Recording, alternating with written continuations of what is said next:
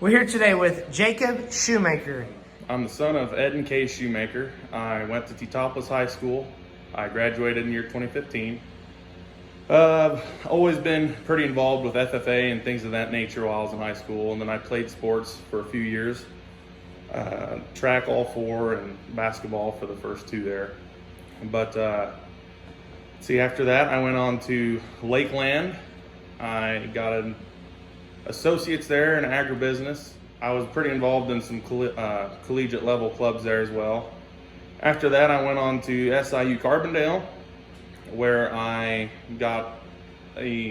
majored in agribusiness, minored in animal science.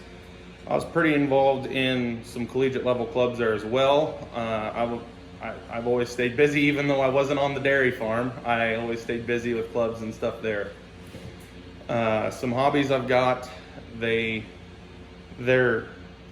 now I'm working out every day, or trying to. I'm pretty involved with the Teutopolis FFA alumni and helping out with them so I can give kids in our community the same opportunities that I had, if not better opportunities than what I had with our FFA. I also sing, so I sing for weddings. I've sang the national anthem a couple times, and that's been a hobby that's apparently growing into something a little bit bigger. So you tried out for The Voice, Jacob. Tell me about that experience. Well, I tried out for The Voice twice. The first time I went to Nashville, Tennessee, I forget the building, but it was huge, and it was right across the street from the Country Music Hall of Fame. And it took up like a half a block. And the line just whenever I showed up was wrapped around this building on the outside, and then that took about an hour and a half to get through. By the time I got inside, it was at least another 2 hours worth of lines just intertwined throughout this building. So there was a large amount of people who were there. After I finally got through the line and got my pass checked, they put me in a waiting room where they put me in a group of 10. And this waiting room, it was the size of a basketball gymnasium, just a collegiate level one. It was huge. So they had me in a row of 10, and I sat there for probably about another 40 minutes. And they took us all to the line where we had to wait to get into a specific room, which took about another half hour. And by the time I finally got in to there,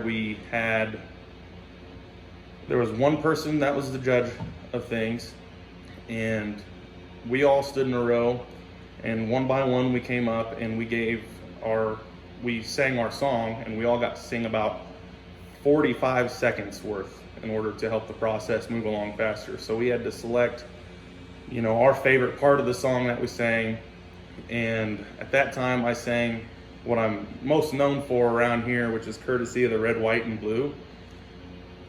No golden tickets were given out in my group of people, but the whole time I was there, I only saw 2 golden tickets, meaning that 2 people that I know of moved on throughout that day. The critique that they gave me was that I sang too quickly. It seemed like I was in a hurry, and being that is the first time I auditioned for The Voice, and that, there was all this other stuff going on, the stress of just being there, I got it over quick because I wanted to make sure I got it all in my 45 seconds to hit my high notes, and that really made my performance suffer that day, which, it still sounded good. I just hurriedly got it done. Then I auditioned a second time for The Voice about a year and a half later in St. Louis.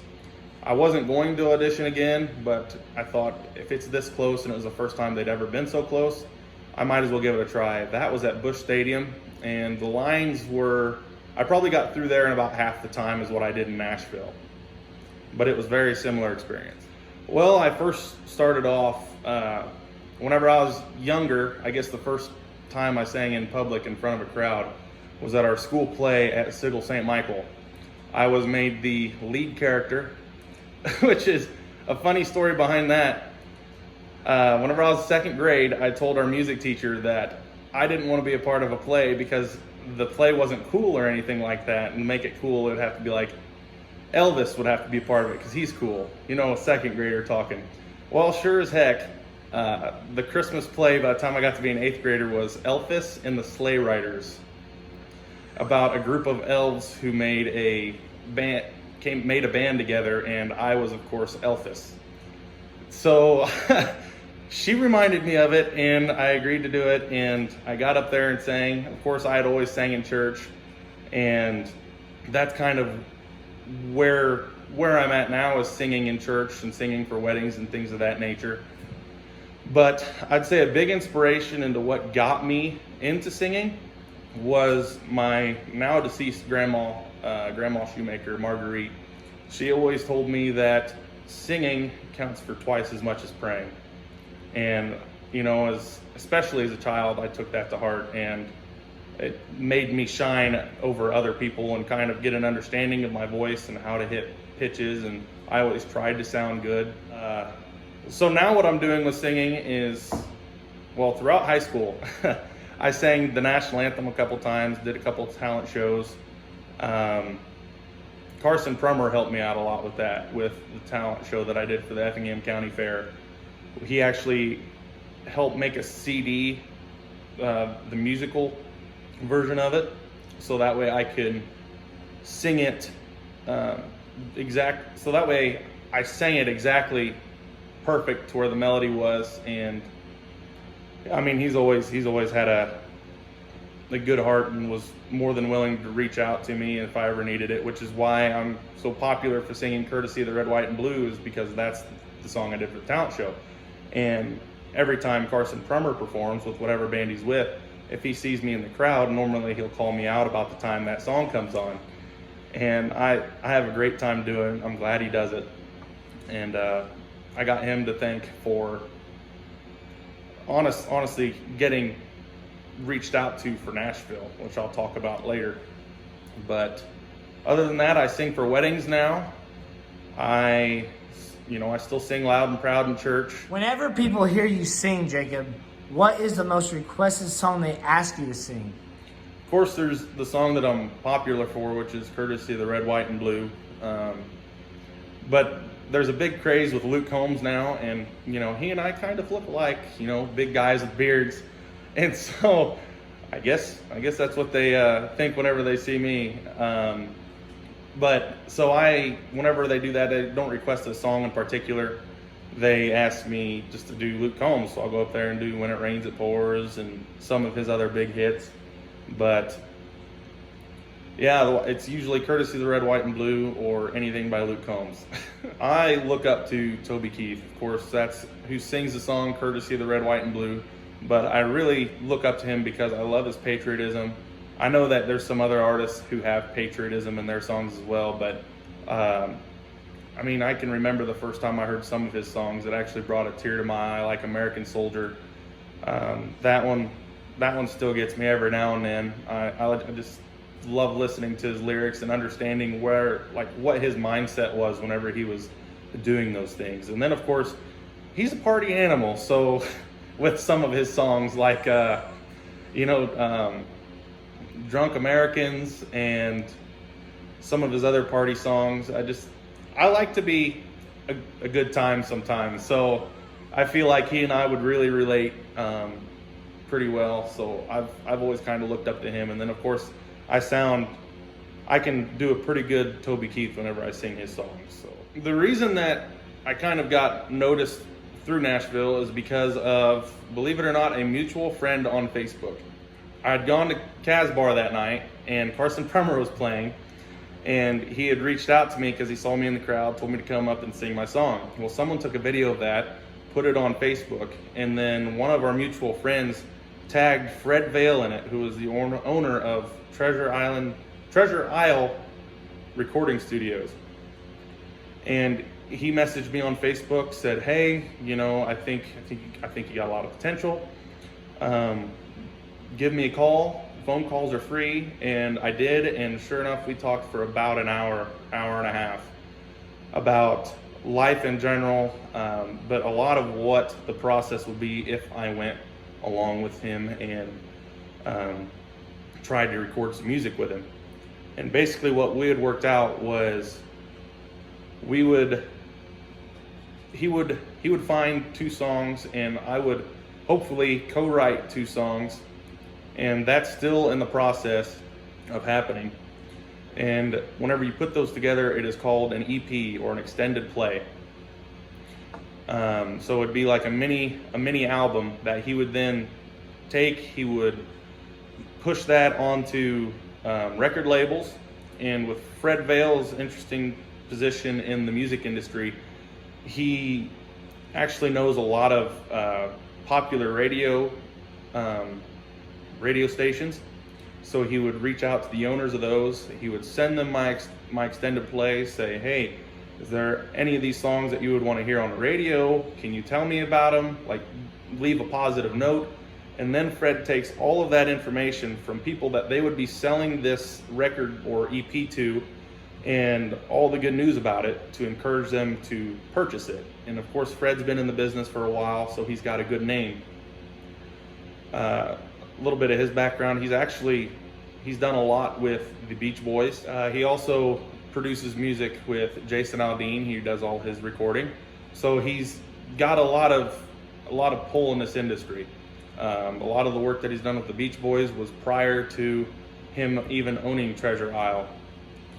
So with that, he will peddle my extended play to them. Hopefully they purchase it, and I'm not going to get into dollar figures, but when that happens, I'll make a little bit of money off of it after spending the money to get the music produced and put through everything to make it sound nice, like it would be on YouTube, or like you would hear on the radio, I guess. So when exactly are you planning on going to Nashville? As of now, I'm planning on going March 9th, which is a Tuesday this year, and I'll be there through Saturday. And hopefully with each song, we'll take about a full day to record each song. I'll be in there with some of the best guys in the industry. And I mean, hopefully it goes somewhere. I've never really thought that I can make it as far as what this would potentially put me at. I won't be heartbroken if it doesn't happen, but at the same time, it would be really awesome if this all works out, because I never really thought that I could get this far at all. I've got a lot of people to thank for that. First and foremost, the man upstairs. If he wouldn't have given me the talent that I have, there's no way in heck that I'd be able to do anything that I'm doing now. And then I've mentioned Carson Prummer. He's reached out a lot and helped me out with things. And then there's, that music teacher who pushed me whenever I was in grade school. And yeah, so thank you to everybody. And I guess if I'll have Facebook posts about how you can help me out later with that. What songs are you going to sing to everybody? First, I'm going to sing a piece from Courtesy of the Red, White, and Blue, and then I'm going to sing a piece from When I Said I Do by Clint Black. Oh, justice will be served and the battle will rage. This big dog will fight when you rattle his cage. You'll be sorry that you messed with the U.S. of A. We'll put a boot in your ass. It's the American way. Hey, Uncle Sam puts your name at the top of his list, and the Statue of Liberty started shaking her fist, and the eagle will fly, and there's gonna be hell when you hear my freedom start ringing her bell, and it'll feel like the whole wide world's been raining down on you. I brought to you a courtesy of the red, white, and blue. Oh, of the red, white, and blue. Oh, of my red, white, and blue. So the world keeps changing, and the world, it stays the same for those who came before, and it goes hand in hand. Only you and I can undo all that we became, and that makes us so much more than a woman and her man. And after everything that comes and goes around has only passed us by, there's alone in our dreams. I know there's a lonely heart in every lost and found, but forever you and I will be the ones who found out what forever means. When I said I do, I meant that I will, till the end of all time. Be faithful and true, devoted to you. That's what I had in mind when I said I do. Truer than true. Oh, you know that I'll always be there for you. 'Cause that's what I had in mind. That's what I had in mind When I said I do. And that was the second half of the song that I performed for weddings, called When I Said I Do by Clint Black. Thank you for sharing your story. Good luck in Nashville. We wish you nothing but the best. Thank you to everybody who's watching this. Be sure you spread the word about Rep King Media. He's doing a lot out there to give you guys the most information possible in the most efficient way. I'm sure he's got all sorts of different platforms you can go give him a like on or a follow. But besides that, if you want to support me, there's nothing you can do now other than look at my Facebook every so often, and you know, if things go well in Nashville, I will post how you can support me that way. Other than that, thank you to those who I mentioned before. And then of course I got to thank Mama and Papa, Ed and Kay Schumacher. They work hard. They've worked hard their whole life to give us a good life at home. And all my siblings, they work hard too, and we all sacrifice so we can give each other the best thing working on a dairy farm. It's pretty strenuous work, a lot of hours put in, and to make something like my experience I'm about to have in Nashville work, it takes a really good team of people to help put that together. Other than that, thanks for watching.